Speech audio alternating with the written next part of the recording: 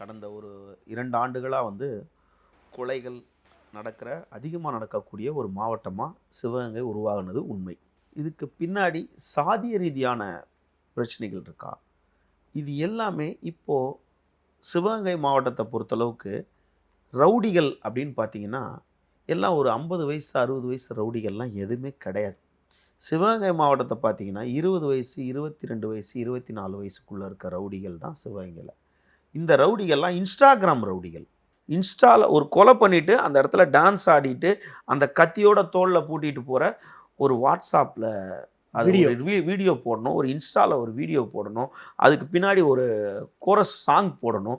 இதுதான் இந்த போதையே பக்காவாக ஆயிடுச்சு. இப்போது அந்த கம்யூனிட்டி வெறி இல்லாத ஒரு சில பையன் கூட அந்த வீடியோ பார்த்த உடனே தனக்குள்ளே ஒரு பிம்பத்தை உருவாக்கிக்கிறான்.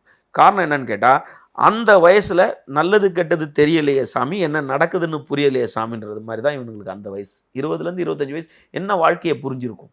அந்த சம்பவம் செய்கிற பசங்க ஒரு குறிப்பிட்ட சாதிய சார்ந்தவங்கன்னும் போது அவங்க அந்த வகையறாக்கள் அவங்க பண்ண தப்பை மறைக்கிறதுக்கு அது சாதிய ரீதியா அப்படின்னு